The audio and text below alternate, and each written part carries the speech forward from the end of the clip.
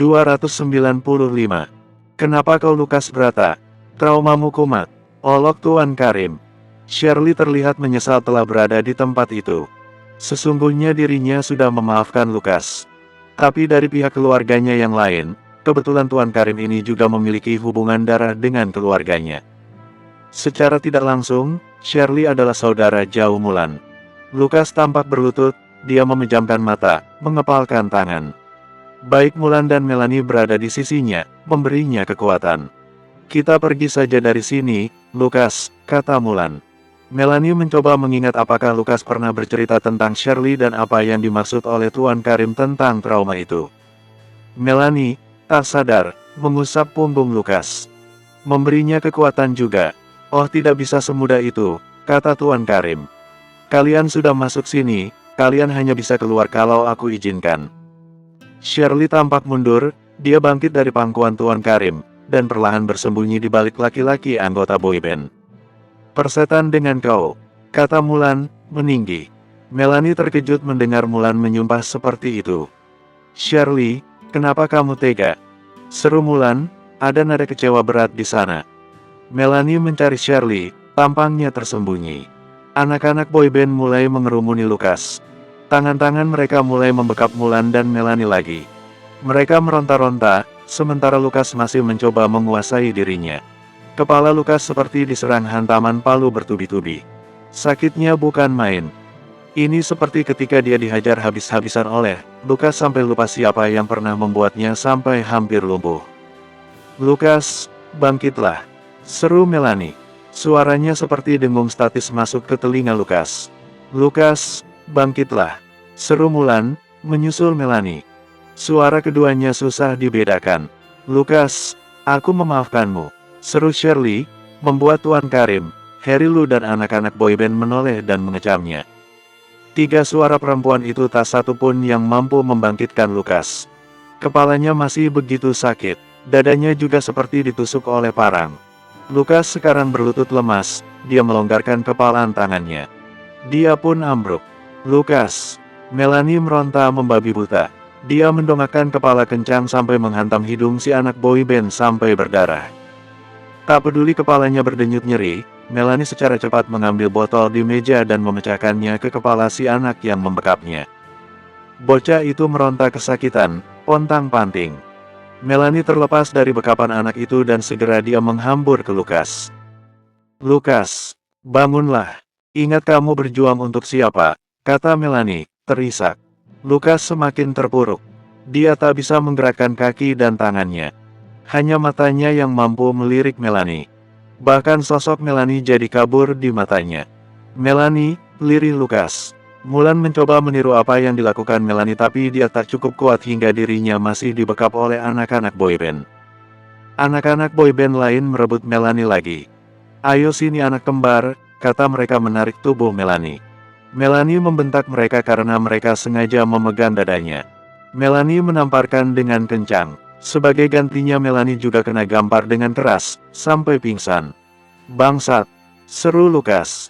Dia bisa berkata kencang, tapi tangan dan kakinya masih terlalu lemah untuk digerakkan. Semua orang bawahan Tuan Karim tertawa. Tuan Karim tertawa paling panjang. Rasakan traumamu menyerangmu bagai racun mematikan. Kau tak sepenuhnya merasa sudah dimaafkan dan rasa bersalahmu terlalu besar hingga mengganggu kondisi jiwamu. Lukas, aku tahu tentang dirimu. Jati dirimu. Dan kali ini, kau ada di genggamanku. Naga Sakti mungkin menginginkanmu untuk membantu mereka kembali ke jalur yang benar. Tapi dengan orang yang mudah trauma sepertimu, mereka hanya bisa bermimpi. Aku tak tertarik bergabung dengan Naga Sakti, mesti berapa kali aku mesti katakan. Berdebah kalian semuanya, gerutu Lukas. Perlahan kondisi tubuhnya membaik. Dia meningkatkan motivasinya untuk dapat membebaskan Melanie dan Mulan dari kepungan orang-orang biadab ini. Apalagi tadi Melanie kena pelecehan. Itu tak bisa dibiarkan. Tangan Lukas mengepal lagi. Dia mesti berjuang untuk Melanie. Oh, jadi kau sudah tahu tentangku ya? Ya kau dan Harry Lu pecundang itu. Hardik Lukas. Kurang ajar. Harry Lu berdiri, dia merebut tongkat jalannya Tuan Karim dan menggunakannya untuk memukul punggung Lukas. Lukas jatuh tengkurap lagi. Tidak. Hentikan. Seru Mulan. Seketika mulutnya disumpal pakai kemeja lepasannya anak boyband. Kini Mulan hanya bisa meronta-ronta dalam gumam. Jika kalian mau memusnahkanku, bersegeralah. Jangan sampai kalian menyesal. Dasar kandidat-kandidat naga sakti yang tak becus. Lukas memancing. Wah wah wah, berani sekali kau menantang. Tuan Karim berdiri, merebut lagi tongkat jalannya dari Herilu. Lalu dari kepala tongkat itu, yang berupa bola dan cakar naga, dan bisa dibuka. Dia mengeluarkan secarik foto. Dihadapkannya ke muka Lukas. Saksikan foto ini, ingatkan kepada wajah tak berdosa ini. Orang tuanya menitipkan pesan padaku agar dapat membalas segala dendamnya. Silakan lakukan. Lukas tak peduli lagi. Oh, kau mau eksekusi yang sama dengan Seni? Tanya Tuan Karim. Baik kalau begitu. Tuan Karim mengangkat tongkatnya, di ujung yang satu, bila dibuka ternyata menampakkan moncong pistol. Bagian satunya lagi, apabila diputar dan dilepas, menjadi pelatuk. Tuan Karim mengangkat tongkatnya bagai sedang mengarahkan senapan. Dia membidik kepala Lukas. Shirley segera keluar dari barisan belakang dan menghadang Tuan Karim. Paman, jangan berlebihan seperti ini. Aku sebagai kakak Seni sudah tidak mendendam kepada Lukas. Tolong Paman, jangan sakiti Lukas, mohon Shirley. Minggir, Shirley. Ini sudah di luar urusanmu lagi, geram Tuan Karim. Tidak, Paman turunkan dan sembunyikan senapan Paman. Atau lebih baik Paman tembak Shirley saja. Jangan lukai Lukas. Shirley, Paman hitung sampai 3, menyingkirlah. Paman, hentikan. Jangan seperti ini. Shirley tak pernah meminta Paman untuk membalas dendam. Abaikan perkataan ayah dan kakek, pinta Shirley. Herilu mau mendekat dan menarik Shirley tapi dihentikan oleh Tuan Karim. Herilu pun mengangkat tangan. Kalau Paman bersikeras ingin mencelakai Lukas, tolong lakukan tanpa peluru. Lakukannya seperti laki-laki jantan. Lawan Lukas, Paman. Bah, Tuan Karim tertawa mencemooh. Ya tentu saja aku akan kalah, bodoh saja kau Shirley. Terserah Paman. Silakan pilih salah satu anak buah Paman untuk melawan Lukas. Jadikan pertarungan yang adil. 1 lawan 1. Lawan yang setimpal. Silakan pilih. Atau mau Shirley tunjuk saja jawara Paman. Shirley menggebu-gebu. Herilu mendekati Tuan Karim, berbisik. Tuan Karim pun mengangguk. Tak ada yang tahu apa yang mereka bisikkan. Akhirnya Tuan Karim menutup kembali tongkatnya menjadi tongkat biasa. Oke, silakan tunjuk jawara Paman, kata Tuan Karim. Shirley lalu menunjuk salah satu anggota boyband. Aku tunjuk Golang. Laki-laki muda bertampang bengis yang dari tadi bergeming saja tidak ikut-ikutan temannya. Berdiri, berjalan dengan tangan dimasukkan ke sakut. Pakaiannya modis sekali. Tak disangka dia adalah seorang petarung handal. Sebelum menjadi anggota boyband, dia bertarung jalanan. Ini baru pertarungan yang adil, kata Lukas. Dia berusaha bangkit meski tangannya gemetaran. Bersambung. 296. Herilu dan anak-anak boyband terkejut dengan kekuatan Lukas. Dia bangkit meski dengan tangan dan kaki gemetar. Lukas tampak menggigil, giginya bergemeletuk. Dia angkat tinjunya, menantang Golang untuk maju. Sini kau, tantang Lukas. Golang yang dari tadi mengunyah tusuk gigi, menanggapi Lukas dengan santai. Tapi kemudian dia berubah pikiran karena Lukas menyerbunya dengan cepat. Gerakan Lukas tak tertebak, Golang pikir Lukas tengah mengincar perutnya, tapi ternyata itu tipuan. Lukas seperti sedang melancarkan jurus mabuk. Tinjunya membentuk lebih lancip, melesetkan sasaran hingga mengenai dagu. Seketika Golang terdongak, dia dihantam dari bawah rahang. Jangan mau kalah dengan Lukas, Lang. Seru teman-temannya. Lukas melirik, melihat Melanie mulai siuman, tapi kemudian dipukul lagi tengkuknya hingga pingsan. Bahkan Mulan yang meronta-ronta kini juga dibuat pingsan, tapi dia dibuat pingsan dengan menggunakan klorofil dalam sapu tangan. Lukas juga heran, dapat dorongan dari mana dia bisa menyerang dengan gaya jurus mabuk seperti ini. Dia memanfaatkan keunggulannya, tangan satunya mulai menyerang dengan cepat. Tapi sayangnya dapat ditangkis oleh Golang. Pergelangan Lukas dicengkeram. Lukas takjub dengan kekuatan Golang juga. Dengan cepat tangan Golang yang satunya mencekik Lukas. Golang tubuhnya lebih pendek dari Lukas, Tapi meski tubuhnya berpostur biasa saja, dia dapat mengangkat Lukas sampai kakinya melayang. Lukas menendang-nendang. Jangan berani-berani kau menyerang sebelum lawanmu siap. Geram Golang. Lukas melawan cekikan di leher, justru itu saat yang tepat untuk menyerang. Lukas kemudian melakukan gerakan memutar sehingga tangan Golang terpuntir. Terpaksa Golang melepaskan Lukas. Lukas pun terjatuh berdebum ke lantai. Segera dia bangkit. Entah bagaimana, segala kelumpuhan yang dialaminya tadi saat diserang trauma, telah lenyap. Kau menyerahlah, kau bukan tandinganku, kata Lukas. Justru untuk tahu bukan tandingan atau bukan, ya dengan bertarung, bodoh. Gertak Golang. Dia mendekati Lukas, hendak menarik kerahnya. Segera Lukas berguling lalu menendang dengan dua kakinya kena dada Golang. Hantamannya begitu keras hingga menggema dalam ruangan yang lagi penuh musik disko. Golang terhuyung ke belakang dengan keras, dia menabrak salah satu teman boybandnya hingga jatuh dari balkon. Untung saja dia mendarat di sofa empuk. Harry Lu dan anak-anak boyband menengok keluar balkon. Bunuh dia, Golang, seru mereka. Hentikan, seru Tuan Karim.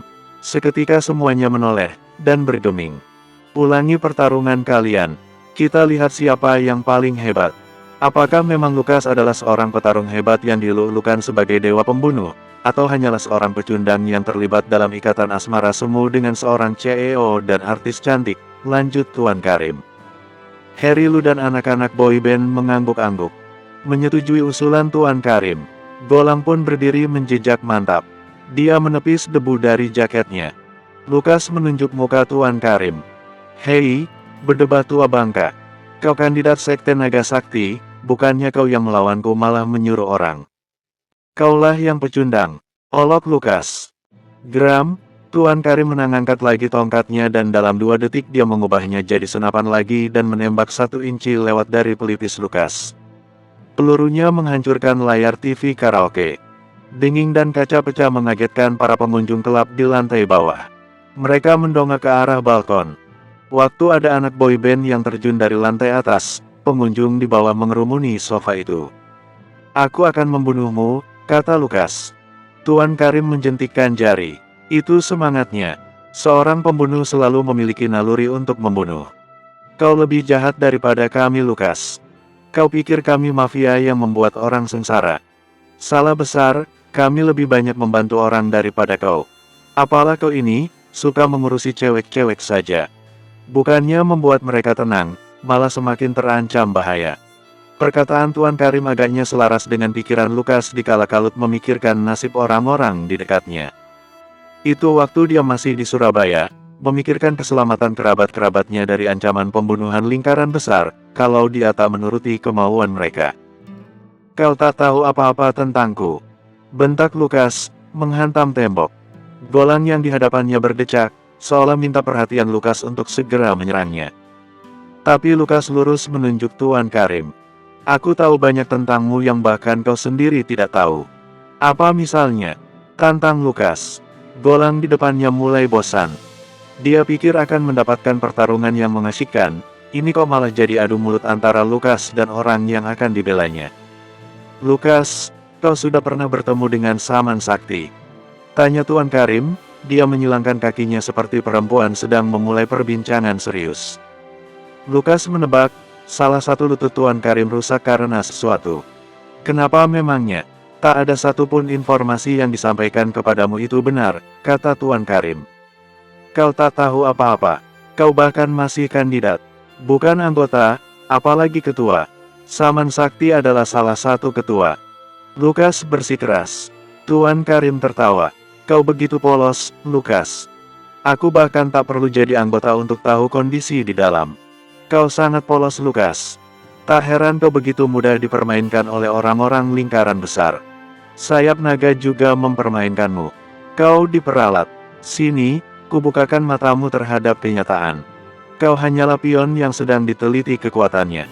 Kau sedang dipersiapkan untuk pertarungan berdarah-darah yang lebih parah. Percayalah padaku. Kau akan berterima kasih padaku karena memberitahumu sekarang.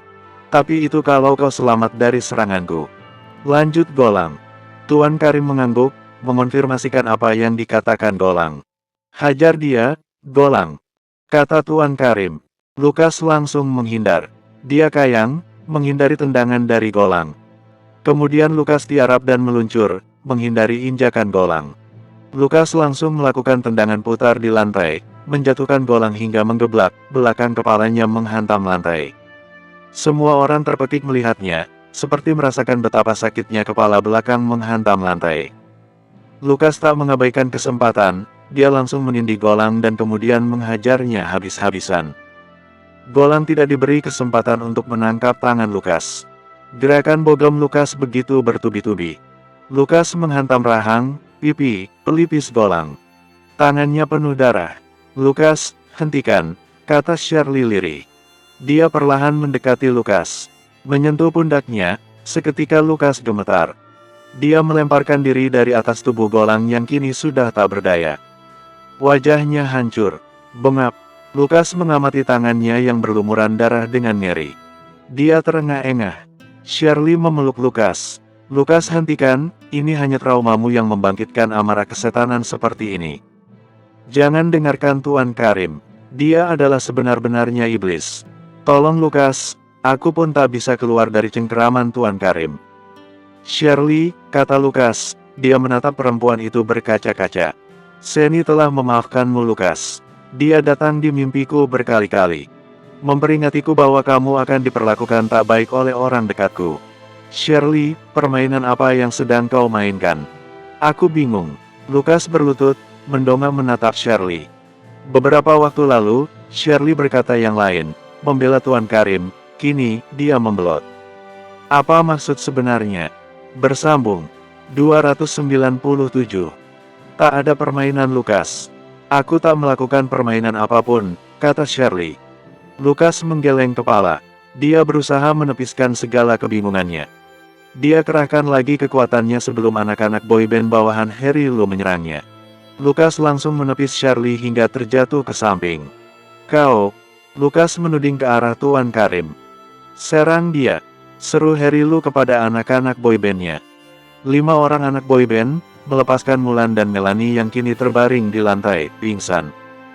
Lukas sudah siap untuk menghajar mereka tapi kemudian sentuhan tangan Shirley membuat dirinya gemetar. Lukas kehilangan kekuatannya sehingga dia terjatuh dan jadi bulan-bulanan anak-anak boyband.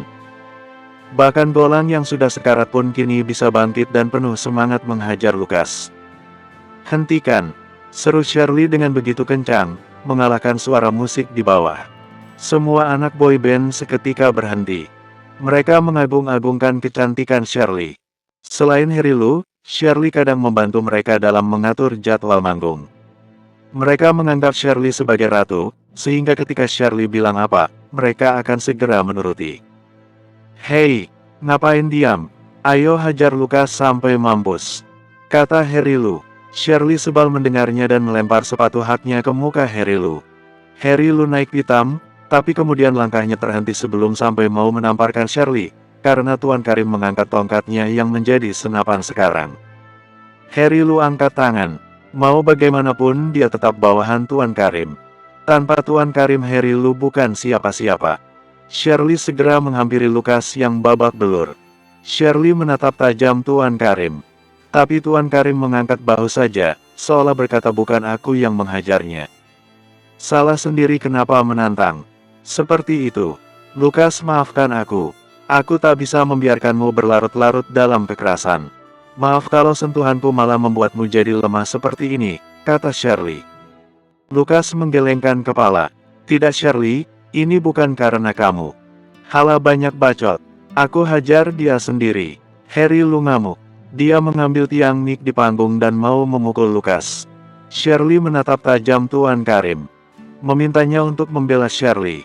Bro, Harry Lu terjatuh terkapar abis dihantam kepalanya pakai bokong senapan. Di luar ruangan VIP ini terdengar suara tegas seorang perempuan. Dia datang bersama beberapa orang anak buahnya. Perempuan itu tak bisa dihalangi oleh pengawal di depan. Dia menembus barisan tatapan takut para pengawal. Tuan Karim. Harry Lu. Apa-apaan ini? Lukas mencoba mendongak, dia mengenali suara perempuan itu. Tegas dan berwibawa. Lukas mendorong Shirley agar menjauhinya dan tidak membantunya berdiri. Setelah Shirley berjarak 2 meter dari Lukas, Lukas bisa bangkit berdiri dan mendudukkan diri di sofa. Tuan Karim mengamati Lukas dengan suatu ide muncul di kepalanya. Selanjutnya dia menoleh ke arah perempuan berseragam militer yang baru masuk. "Wah, dalam rangka apa ini aku kedatangan seorang mutiara Winata?" kata Tuan Karim. Dia tak memedulikan Harry Lu yang mengadu kesakitan memegangi pelipisnya.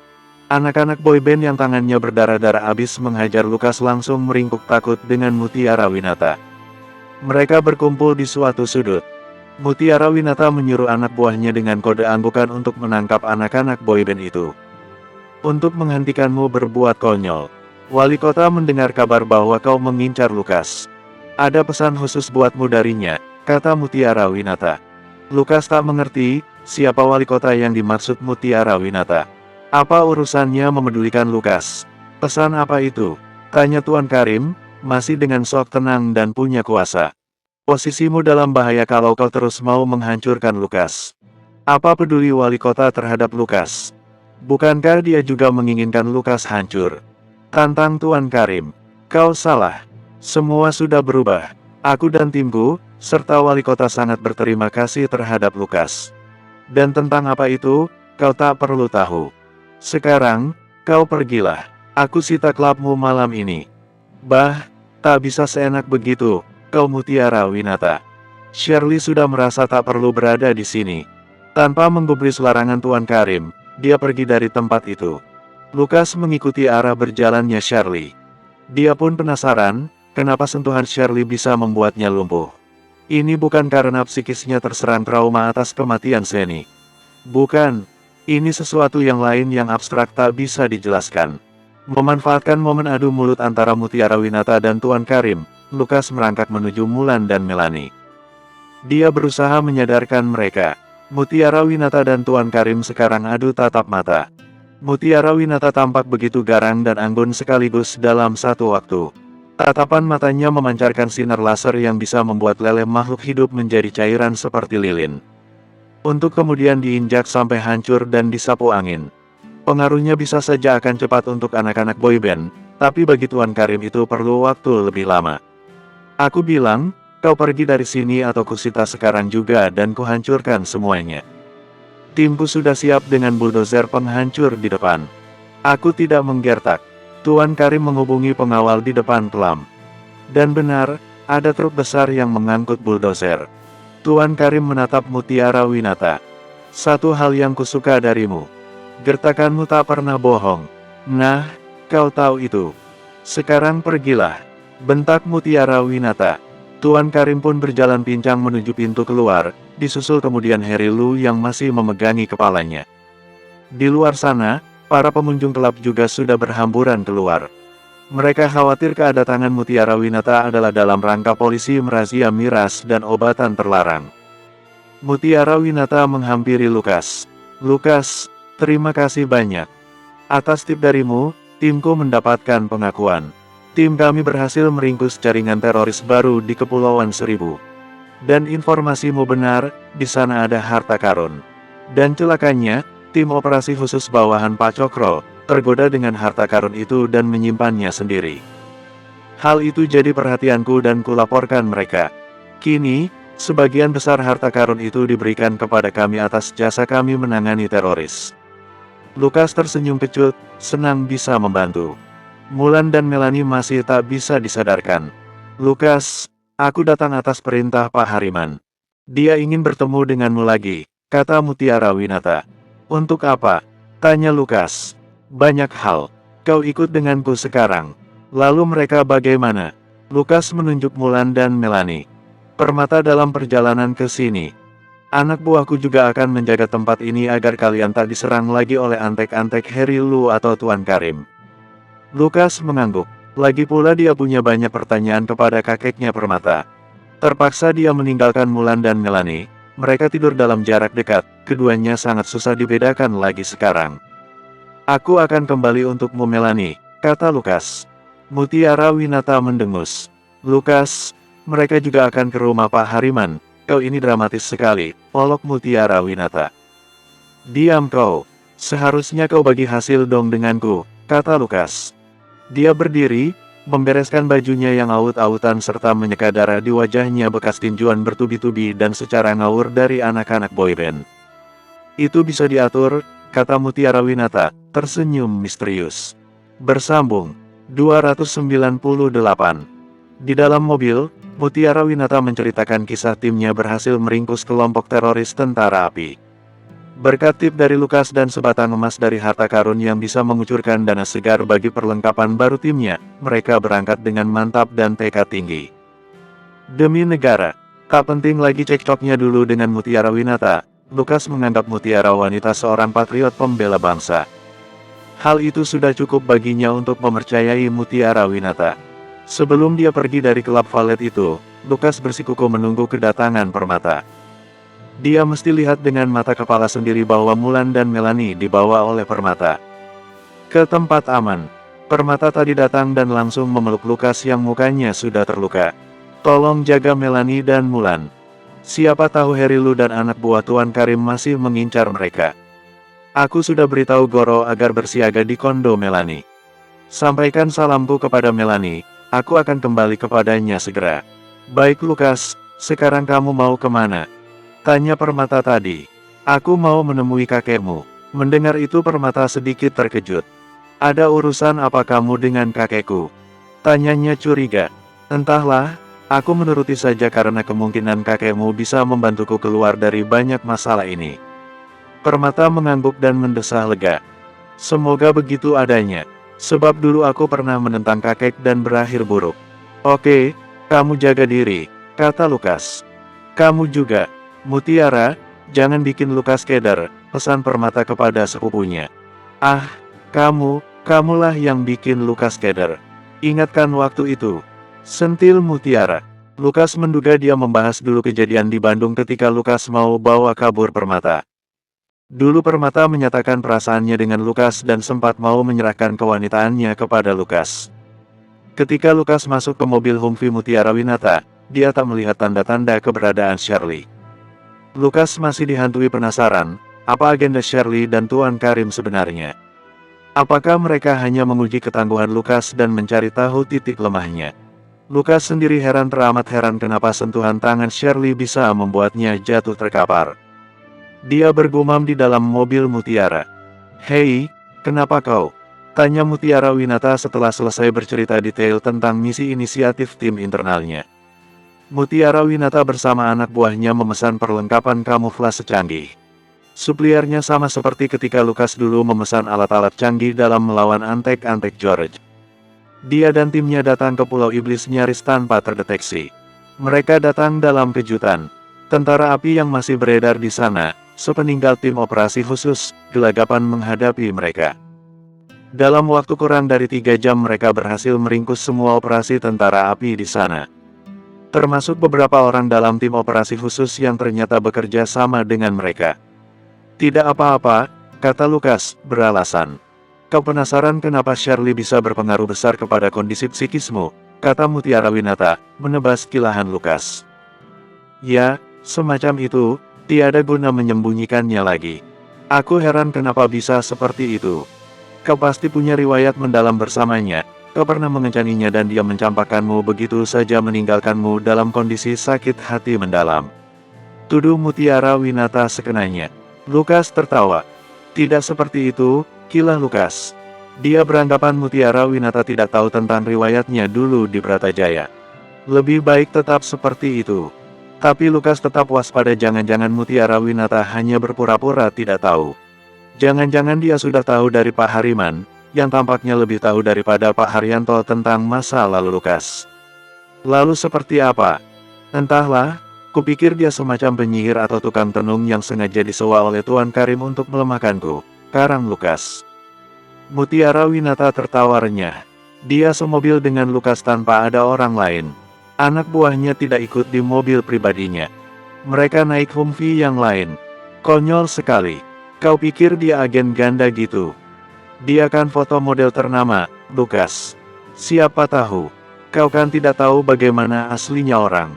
Seperti aku tidak tahu kalau ternyata Pak Hariman tahu banyak hal tentangku dan 2 orang yang menyerangku tadi di Klam Valet. Ya, aku setuju. Pak Hariman juga tiba-tiba beberapa hari ini menghubungiku lagi semenjak aku mendapat tip darimu. Dia jadi kelihatan tertarik yang berlebihan, kurasa. Aku hanya tak mengerti kenapa kau sepenting itu bagi keluarga Hariman. Perkataan Mutiara Winata seperti menyiratkan ketidaksukaannya dulu. Kau masih tak suka padaku ya? Setelah aku berjasa kepadamu. Mutiara Winata mendengus. Aku sedang berusaha mencerna semua yang terjadi. Segalanya seperti serba kebetulan. Kebanyakan intrik dan plot-plot rahasia yang membuatku pusing. Sudah benar harusnya aku sebagai prajurit saja. Jadi ketua kelompok punya tanggung jawab besar dan mesti punya banyak jawaban. Sementara apa yang terjadi di negara ini kebanyakan penuh endusan pihak-pihak misterius. Mafia-mafia, selamat datang di dunia nyata. Dunia yang tak seperti kita sangka selama ini. Terserahlah, kalau kau tak keberatan, aku ingin kau menceritakan kepadaku apa yang akan disampaikan Tuan Hariman kepadamu, pinta Mutiara Winata. Aku tak punya hutang budi kepadamu. Kita sudah impas.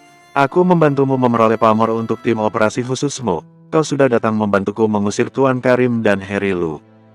Kau mesti berlaku sesuatu dulu agar aku berutang padamu, kata Lukas. Cukup adil. Katakan saja apa yang bisa kubantu, silakan. Kau punya nomorku. Ponsel khusus yang diberikan Tuan Hariman kepadamu. Di situ sudah ada saluran yang langsung ke semua jalur komunikasiku. Biasanya Tuan Hariman sering menghubungiku lewat jalur rahasia itu, tak terendus oleh siapapun.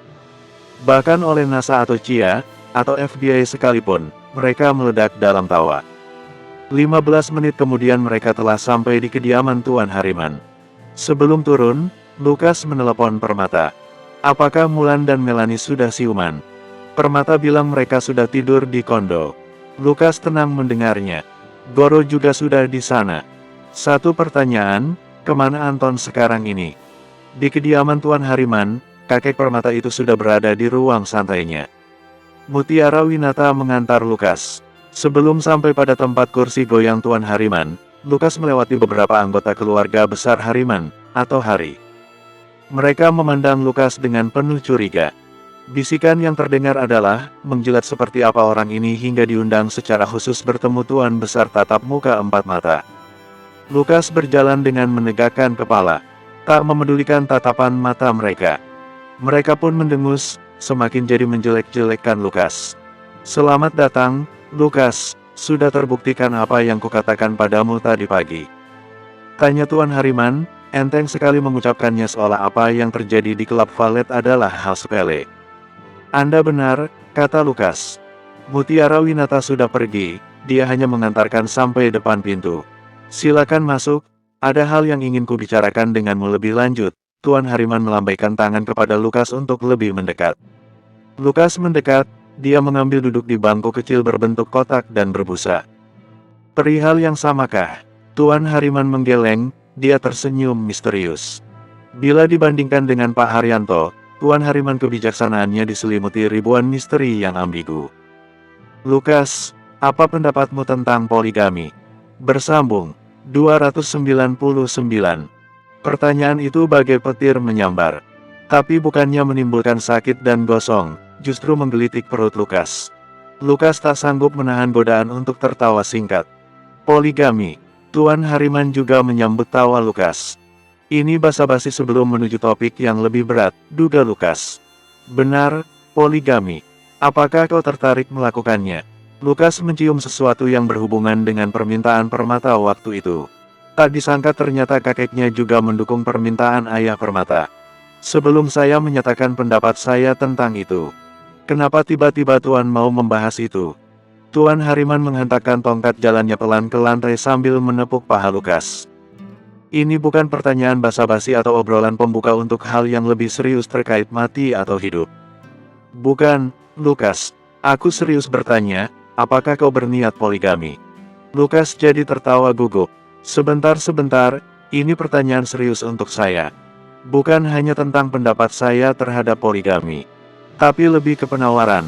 Lukas menduga Tuan Hariman ingin menjodohkannya juga ke Permata. Tuan Hariman bertepuk tangan. Dia menunjuk Lukas dengan raut bangga. Nah, ini dia Lukas yang kuharapkan. Kau pandai sekali membaca isyarat. Kau terlatih membaca kode. Jadi benar, ada penawaran di pembahasan ini. Tergantung, apakah kau setuju dengan poligami. Dari segi setuju atau tidak setuju, saya tidak ingin menentukan. Saya tidak berdiri di salah satu pendapat. Tapi saya mengakui bahwa itu praktik yang legal, bukan? Dalam agama juga peraturan negara, jawab Lukas sekenanya. Benar, jadi tidak ada salahnya kalau kau mungkin bisa menggaet Permata. Tepat dugaan Lukas. Ini terkait dengan permintaan ayah Permata agar Permata merebut hati Lukas. Demi menepati janjinya kepada Permata, Lukas akan coba mengikuti arah permainan ini dengan hati-hati. Dia tak ingin mengecewakan pihak manapun. Tapi saya sudah punya tunangan, yaitu Melanie, kata Lukas. Ya, semua orang juga sudah tahu. Itu tidak relevan dengan pembahasan kita saat ini. Yang kutanyakan, apakah kau berminat terhadap Permata? Kudengar Permata pernah menaruh hati padamu. Lukas jujur tak nyaman membahas ini dengan tua bangka yang menganggap dirinya banyak tahu. Banyak tahu rahasia negara dan orang-orang penting yang diincarnya. Lukas terdiam. Dia memutar otak untuk menjawab pertanyaan menjebak ini. Dia tak ingin dirinya terjebak dalam sebuah kontrak hidup dan mati yang tak bisa dibatalkan lagi. Sial betul memang, Pak Haryanto sudah lebih dulu mengontrakmu untuk menikahi putrinya, lanjut Tuan Hariman. Lukas tahu apa yang mesti dikatakan dan ditanyakan, sebenarnya, kenapa kalian semua mengincar saya? Saya bukan siapa-siapa. Tidak kaya, juga tidak hebat-hebat betul. Tuan Hariman mengetukkan tongkatnya lagi 3 kali. Seperti mau memanggil jin, Lukas jadi bergidik. Terlebih kumis putih Tuan Hariman tadi kelihatan bergetar seperti mengirimkan sinyal. Lukas menoleh ke sekitar, menggunakan sapuan pandang langnya. Siapa tahu ada orang berniat jahat datang untuk meringkusnya. Kau meremehkan dirimu sendiri. Yang membuatku jadi bertanya-tanya, apakah kau kenal dirimu sendiri? Tentu saya kenal diri saya sendiri. Kalau tidak seperti itu, siapa lagi? Balas Lukas. Ada loh, Lukas, orang yang tak kenal dirinya sendiri sampai dia mengalami kejadian yang memutar arah hidupnya, kata Tuan Hariman, sesuatu yang Lukas tak bisa sangkal. Saya setuju. Kalau begitu, bisa Tuan Hariman katakan, siapa saya sebenarnya? Tantang Lukas. Kau orang yang hebat Lukas. Kau adalah putra dari Bratajaya yang sangat terkenal piawai dalam taktik militer. Terkenal sebagai malaikat pencabut nyawa. Dan kau adalah dewa pembunuh. Julukan itu sebenarnya tak elok untukmu sebab kau hanya membunuh orang yang pantas untuk dibunuh. Kau punya welas asih. Kau punya potensi seorang prajurit yang sangat loyal kepada negara. Terutama kepada keadilan. Kau tak bisa diam melihat penindasan. Itu sebabnya kau banyak terlibat ke urusan orang-orang. Bahkan yang kau baru kenal sejam 2 jam, seperti Mulan itu. Penjelasan panjang Tuan Hariman mengena telak terhadap Lukas. Dia tak bisa menyangkal lagi, Tuan Hariman tahu betul tentang dirinya. Bagaimana Anda tahu semua itu? Lukas, selain Pak Haryanto, aku adalah teman ayahmu. Bahkan, aku adalah mentor ayahmu. Kehebatannya, yang menurun padamu, adalah hasil tempaanku terhadapnya. Kematiannya, membuatku terpuruk juga. Aku tak bisa membayangkan bagaimana dampaknya padamu, kata Tuan Hariman, terdengar tulus. Lukas berusaha menepis kedukaan yang barusan mengintip mau keluar. Lukas segera berlutut di hadapan Tuan Hariman. Sudah, tidak perlu berlutut kepadaku seperti itu. Aku tak perlu kau sanjung-sanjung dan puja-puja. Karena aku tidak pantas menerimanya. Selama ini aku terlalu jahat dan mengekang Permata. Ketika dia berusaha kabur dari pertunangan dengan keluarga Tama, aku sangat marah. Tapi, Tuan Hari, anakku, meyakinkan bahwa tindakan Permata ada alasannya. Salah satu alasannya adalah kau, Lukas. Jadi, apa yang Anda harapkan kepada saya? Tanya Lukas, mengharap kepastian secara lisan. Aku ingin kau bertunangan juga dengan Permata. Aku tidak peduli kalau kau masih bertunangan dengan Melanie. Tidak ada salahnya seorang laki-laki, terutama dirimu, menikahi 2 perempuan berkualitas seperti Permata dan Melanie, sekaligus. Mereka sahabat kental, mereka pasti akan memahami. Itu tidak akan sulit, kata Tuan Hariman, menyepelekan. Lukas mau mengelengkan kepala, tapi diurungkannya. Itu tak mungkin bisa terjadi dengan mulus. Sedekatnya Melanie dengan Permata, urusan hati adalah urusan yang lain. Urusan hati bisa membuat mereka membenci seumur hidup hingga ke ubun-ubun. Lukas tak ingin mengambil risiko kehancuran persahabatan antara Melanie dan Permata. Mengingat Permata pernah menyampaikan kalau Melanie setuju dengan rencana pura-pura hubungan Permata dan Lukas, Lukas melunakkan diri. Kelamaan berpikir, kau, sentak Tuan Hariman, hal itu membuat Lukas terperanjat juga. Maaf Tuan Hariman. Tapi apa yang bisa Anda lakukan kepada saya kalau saya menerima penawaran ini? Balas Lukas, melicik. Tuan Hariman seperti sudah mengantisipasi itu, bahkan mengharapkan itu terjadi. Lukas meminta penawaran lain. Politik balas budi. Tuan Hariman menyanggakan tangan ke dagu. Begini, di luar sana, di depan kediaman ini, orang-orang dari lingkaran besar sudah siap sedia untuk menjemputmu. Mereka akan mengadilimu dengan cara mereka sendiri. Mereka geram karena orang-orang pemerintahan dan kepolisian menahan-nahan mereka untuk menjebloskanmu ke penjara. Lalu, tanya Lukas, karena Tuan Hariman seperti menjeda tak usai-usai. Mereka datang bersama orang-orang hebat dalam kelompok lingkaran besar. Orang-orang jago tempur. Mereka akan mengeroyokmu. Mereka algojo-algojo lepas lingkaran besar. Orang-orang yang setia kepada George. Aku tidak takut, kata Lukas. Aku tahu itu. Karena itu aku mengundang mereka semua ke sini. Karena aku memang meminta Mutiara Winata membawamu ke sini. Khusus untuk menemuimu, menjemputmu, mengadilimu. Kau tua bangka licik sekali. Apa maumu? Lukas ngegas sedikit. Ini adalah balas budiku. Aku telah berunding dengan lingkaran besar dan meminta mereka mengirim orang-orang itu ke sini untuk keputusan final. Pertarungan final. Jika kau berhasil mengalahkan mereka semua, terutama ketua yang memimpin, maka mereka anggap hutang balas dendam mereka sudah lunas terbayar. Kalau aku kalah, hanya ada satu cara untuk mengetahuinya, kata Tuan Hariman, penuh maksud. Bersambung. 300. Lukas menyeringai. Tahu betul maksud Tuan Hariman. Oke, demi Melanie, demi Permata, demi dirinya sendiri dan orang-orang terdekatnya. Orang-orang lingkaran besar mesti dihentikan. Lukas tak mau lagi hidup dalam kejaran. Lebih baik hadapi dan tuntaskan. Lukas mengepalkan tangan, mengumpulkan segala tekad dan kekuatan. Hadapi mereka, kata Lukas. Tuan Hariman tersenyum. Jangan khawatir, kau punya bala bantuan di sini. Lukas tahu siapa yang dimaksud, dan ini menjadi sebuah hutang budi. Dan Lukas mau tidak mau akan memberitahukan apa yang Tuan Hariman katakan kepadanya tadi. Kepada Mutiara Winata, sekutu yang tiba-tiba ada. Seperti mendapat aba-aba, Mutiara Winata yang bersiaga di luar pintu, masuk ke dalam ruang santai itu. Lalu bergabung bersama Lukas. Mutiara Winata mengangkat alisnya ke arah Lukas. Lukas menyambutnya dengan senyum kemenangan. Lukas, satu pertanyaanku, kenapa kau bodoh sekali waktu lingkaran besar memaksamu pergi ke Surabaya? Kata Tuan Hariman, mengetes Lukas. Apapun yang akan kukatakan, pasti Tuan Hariman akan bilang bodoh. Tapi terserahlah, bodoh amat. Aku pergi karena mereka mengancam kerabatku. Kalau aku tidak pergi ke Surabaya, orang-orang terdekatku akan dilukai. Aku tak bisa membiarkan itu.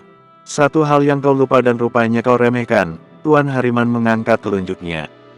Caranya bicara seperti seorang kakek serba tahu. Penuh kebijaksanaan. Dan dalam waktu bersamaan, juga terasa punya ancaman khas. Apa itu? Bala bantuan.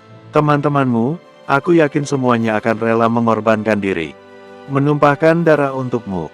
Karena mereka tahu, kau juga akan melakukan hal yang sama. Lukas, itulah kenapa ku bilang, kau tidak begitu mengenali dirimu sendiri. Kau kebanyakan menyangkal dan menutup diri. Kau memiliki kualitas seorang pejuang, petarung, dan seorang patriot pengharum bangsa. Apa yang dikatakan Tuan Hariman terdengar melebih-lebihkan. Benar, Lukas. Kau mesti percaya dengan dirimu. Sepertinya itulah yang membuatmu jadi mudah dikendalikan orang. Tunjukkan taringmu, Lukas. Buat mereka kapok berurusan denganmu. Aku dan timku akan membantu, sebagai balas budi atas kedermawananmu. Ku dengar, kau masih menyimpan batangan emas yang lainnya, ya? Tanya Mutiara Winata. Lukas pura-pura tak paham maksud Mutiara Winata. Tidak usah pura-pura, tim operasi khusus yang setia padamu, menceritakan bahwa kau membawa banyak emas. Kau pandai sekali Lukas. Tapi kau mau menyangkalnya kan? Lanjut Mutiara Winata. Lukas angkat bahu. Sudah-sudah jangan kebanyakan ngobrol ngalor ngidul. Itu di luar orang-orang lingkaran besar sudah datang. Ketuanya namanya Sobar, gerutu Tuan Hariman. Ini, tekan tombol hijau, maka bala bantuanmu akan datang. Tuan Hariman menyerahkan sebuah kotak dengan satu tombol berwarna hijau dengan simbol kepalan tangan dilindungi perisai. Apa ini? Tanya Lukas. Dia memeriksa benda itu dengan seksama, mencari-cari apa keistimewaannya. Tidak usah banyak tanya. Tekan saja. Tekan kalau kau ingin memenangkan pertarungan ini. Jika tidak, aku tidak akan repot-repot minta Mutiara Winata untuk ikut turun tangan, tegas Tuan Hariman. Oke, Lukas menekan tombol itu. Seketika, dinding di samping mereka bergerak, bergeser maju ke depan lalu menyamping. Menampakkan barisan senjata dalam etalase yang wah. Silakan, kau tidak sendirian dalam pertarungan ini. Juga kau tak hanya tangan kosong. Berhentilah percaya bahwa bogemu bisa menyelesaikan semua masalah. Gunakan senjata. Pilihlah yang sesuai jati dirimu, kata Tuan Hariman. Tampak bangga sekali memamerkan koleksi senjatanya. Ada senjata tajam, senapan, pistol beraneka ukuran, dan terakhir ruyung. Mutiara Winata menepuk tangan, 5 orang anak buahnya datang masuk. Lukas tak melihat orang yang dulu pernah berurusan dengannya di lapangan parkir. Mereka mendahului masuk dan memilih senjata mereka. Hentikan, aku tidak ingin ada pertumpahan darah. Kembalikan semua senjata api kalian. Sentak Lukas. Lalu apa yang bisa kita pakai untuk mengalahkan mereka? Tanya salah satu. Bahkan Mutiara Winata menelengkan kepala, menatap Lukas dengan heran. Jangan ada darah. Jangan ada kematian, pesan Lukas. Lukas maju, mencontohkan senjata mana yang dia izinkan untuk bawa. Lukas sendiri memilih ruyung. Ini adalah pertempuranku. Mereka mengincarku. Jadi kuharap kalian mengikuti jalanku, kata Lukas. Oke, kata Mutiara Winata. Mutiara Winata mengambil nakle. Di luar sana rupanya sudah ramai-ramai suara orang berkerumun. Mereka berseru-seru memanggil nama Lukas. Bahkan mereka melantunkan lagu populer dengan beberapa kata diganti dengan nama Lukas. Silakan, layani mereka. Kalau kalian menang, Lukas akan terlepas dari jeratan ancaman lingkaran besar. Lalu, sayap naga akan mengincarmu lagi sebagai kandidat, lanjut Tuan Hariman.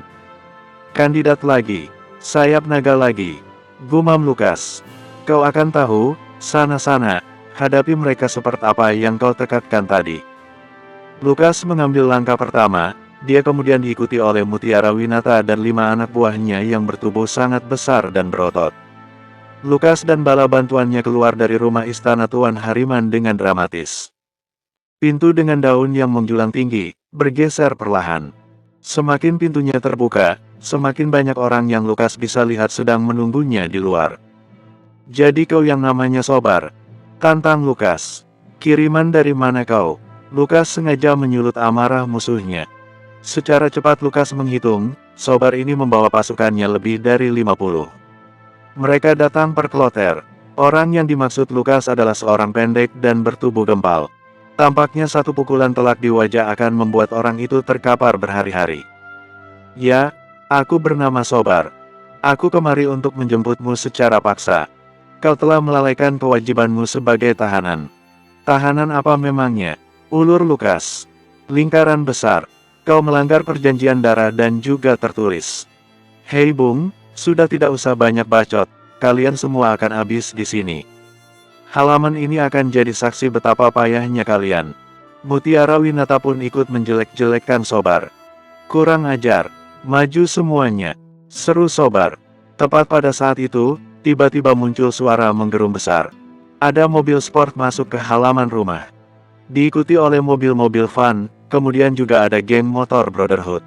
Lukas jadi menduga apakah kotak dengan tombol bersimbolkan bogem itu benar-benar ada khasiatnya. Lukas semakin girang karena orang-orang yang turun dari mobil itu adalah teman-temannya.